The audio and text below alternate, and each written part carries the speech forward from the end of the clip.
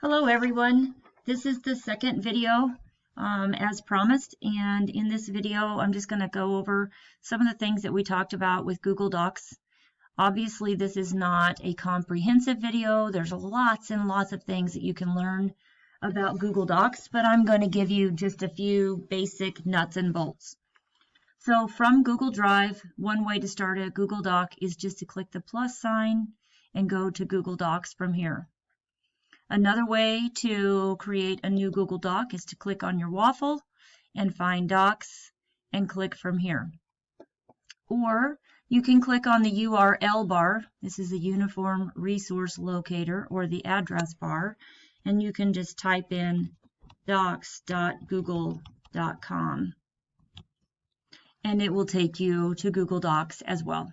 Any of those ways, find your best favorite way, and that's probably the one you'll use the most. For me, I use the waffle because I like waffles. So now I'm in Google Docs. There are templates that are already made for you. So if you want to create a document based on a template, why recreate the wheel? Take a look at all of these. There's lots of them in here. You could also use them for your kiddos. For instance, maybe having them make a brochure or type a report, even teaching them about creating a resume, which is a really good thing for them to learn. But we're going to create a blank document, so I'm just going to click on this plus sign here.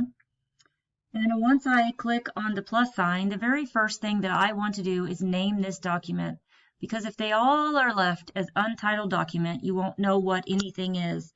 So I'm just going to name this example doc. You would, of course, want to name it what you want. And one of the suggestions that I gave you the other night is when I have my students name their documents, I have them name it what it is with their name afterwards. So for instance, we did a debugging activity in a coding class that I teach. And so I had them name it debug 1 because it was the first one, and then their name after it. So it would be debug 1 Lori, and that way I know who it belongs to very quickly. Once you've renamed your documents, know that all of your edits are being saved live. So right here you see it says all changes saved in Drive. If you're ever working and it hasn't saved yet, but you're in a hurry, you can always click and tell it to save. But it's pretty fast, so I doubt that you'll need to do that. The next thing that we talked about was styles. Styles is what things look like, or formatting. And so, for instance, maybe you want to have all of your titles forever and a lifetime look the same. So maybe I want for my title to be a particular font, a particular size of font, a particular color of font, whatever. You can make it bold, italic, however you want it to be. You can set your titles or subtitles or paragraph text or whatever you want it to be, normal text. Then to save that, if you just click on this styles option here, first of all, if I was typing and I'd already saved one and I wanted to use it as such, then I could right here drop this down and just apply title, and it would look like that. But if I want it to look like this, when I go to title, I can take the second option. It says update title to match.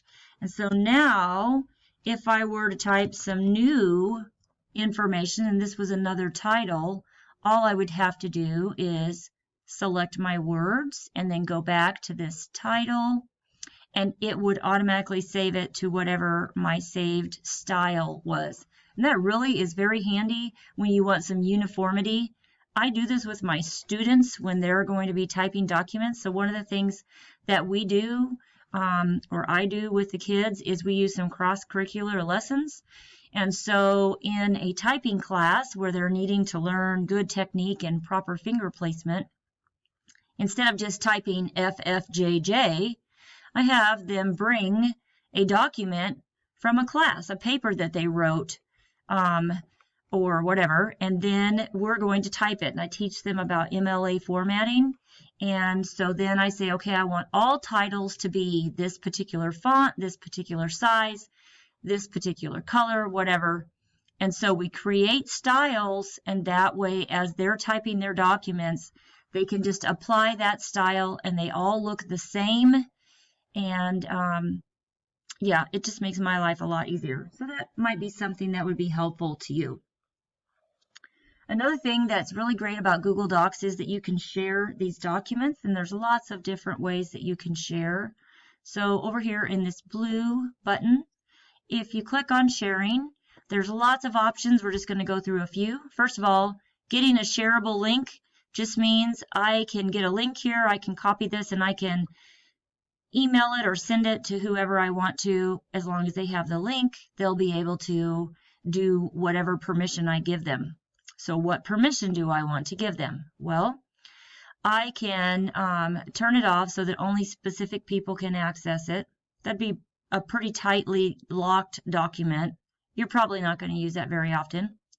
This one, anyone with the link can edit, so this is great if I start the document, make a link, and then share it with my classmates, and we're all working on a group collaborated project together. This is a great way that kids can all work together on the same project at the same time on their own computers, but they're all adding to the same document. So they can share and edit here. Can comment just means that you can look at it and you can send me suggestions, and then I get to read the suggestion and I can accept it and change my document, or I can say no and my document won't be changed. And then can view just means that all they can do is look at it and read it, and so on. And there are other options under here that we can pursue at another time, or you can look at, but I'm just going to say that anyone will be able to edit. So again, then I can copy the link and share the link, or I can send it to specific people. So I could type in their email address here, and I can give them editing rights right here based on giving them permission to see it. So I'm just going to copy this link for now, and I'm going to say done. Okay, so now I have my sharing invitation open. If I got an invitation, or this was a student's document and I saw this, and let's say this is the wrong style, I could add a comment, and by adding a comment, I could say this is the wrong style for a title, and I could comment. The owner of the document would be able to read this. Since I'm the owner, I'll see this, and I could see that it says resolve. And so I can edit it, I can delete it, I can link to the comment, I can resolve it, and then I get a message saying this comment has been resolved. So if you want to add comments to your students when they share their documents with you, you can add a comment and say, hey, you forgot to finish this sentence, or this is a run-on, or whatever it is that you want to comment on. It's a great way to do it, and you're paper-free. Okay. Another thing that you can do is you can explore in a document. So I'm just going to say that I'm going to talk about the Grand Canyon. And let's just say that I'm writing a document about some of the great national parks that we have, and I want to do some research on the Grand Canyon. Okay, so right down here, let me make this screen bigger so you can see.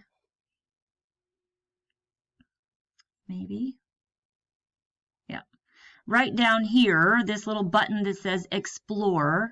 If I click Explore, I already highlighted the Grand Canyon, and sure enough, here is some information that I can find. So I'm just going to search the web for the Grand Canyon. And voila, tons of information that I can find. I did not have to leave this site in order to do any kind of research. So let's just say that I want to put this part of my document in there. So let's just say this is great. I really like this. I can highlight it. I'm going to click and drag, and I'm going to add it to my document. So now I need to give credit because this was not my own stuff. So right up here where I got it from, the little quotations, I'm just going to say cite as a footnote. And so now at the bottom of my page, MLA formatted citation of wherever I got that information from. Super easy. It will really help your students in doing research and putting that information in there. You can also find images. So if I wanted to add this image to my document, I can just insert the image straight into my document. Okay, so there's lots of things that you can do. And then of course here I could make it smaller, bigger, whatever. It looks like I must have clicked on it twice. So anyways, there you go. That's how you can do some exploring and editing right into from your document. So I love it. It's a really nice tool. Okay. Another thing that you can do is use the dictionary. So let's just say, for instance, that I want to know what the word canyon means. I'm going to highlight this word and I'm going to press Control, Shift, and Y at the same time. Control, Shift, Y. And here is the dictionary. So now this will give me the definition, tells me what type of word it is, and it will also give me some synonyms in case I'm using the word canyon 100 times in this document and I need to change that. Here are a whole bunch of other words that I might be able to use. So then I could just take this word, whoops, and I could just add it, whoops. I'm having trouble here. To my document. So I'm going to copy this. I want to copy this. It's not being very nice to me. Here we go. Copy. By the way, the control shortcut to copy is Control C. And then I can go over here and I can press Control V as in Valentine and paste. So those are some great ways to use the dictionary.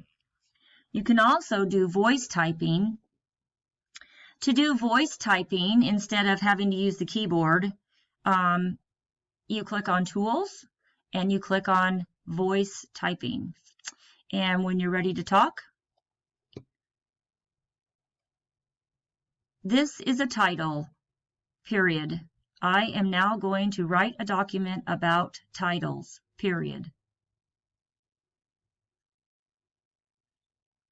And there you go. Now I have information in here and I didn't have to do anything. Obviously, it didn't punctuate things correctly here, so I'll need to go back and edit. But that's a great way also to create a document if you have a student who has a broken arm. They can still do their work, or I use talk to text a lot because I'm blind and I can't see what I'm doing. And so it really helps me to be able to see what's happening. Now, adding a document to Google Classroom. This is absolutely wonderful. So I'm going to click on my St. James Group document and I'm going to make it classwork. And I'm going to create a new document with an assignment. And on this assignment, I want to give you a document. So I'm just going to add from my Google Drive. So I've created the document and I want to add a Google Drive document to this. So I'm going to go here and let me see if I can find one that would be like a form that you can fill out. Code. Here we go. Let's just do this. So let's just say I'm going to give them this document. So I'm going to click Add, and it will show up right here. Now I get to have some choices. The students can view. They're just going to look at it and see it. It's a handout. Great thing to do. Put everything in Google Classroom. That way they can't tell you they forgot to take something home. They always have it available to them. This is what I do on the very first few days of class as far as class expectations, grading scale, any of that kind of stuff. However, there's even better options. Students can edit this file probably wouldn't do that very often because that means they're going to be able to directly edit my original file. So that's very unlikely. Make a copy for each student. This one I use almost daily. So now in my Google Classroom folder in my Google Drive, every student who fills out this worksheet will have their own copy. So I'm just going to go ahead and assign this. Of course, here are all the points and due dates and all that. We're not talking about Google Classroom today, so I'm just going to go ahead and move on. But now each of you would be able to see, and you will be able to see, this document. And you can go in and you can fill it out and turn it in. And I just get a digital copy. I didn't have to print any paper. I didn't have to hand anything out. You didn't have to take anything home. It's a great way to add a document to Google Classroom. So there's lots of other things about Google Docs that I would love to share with you in the future. But for today, this covers what we talked about in the professional development session the other night. I hope everybody's doing really great with Google Drive and your waffle. And I will see you tomorrow as I share with you about Google Sheets.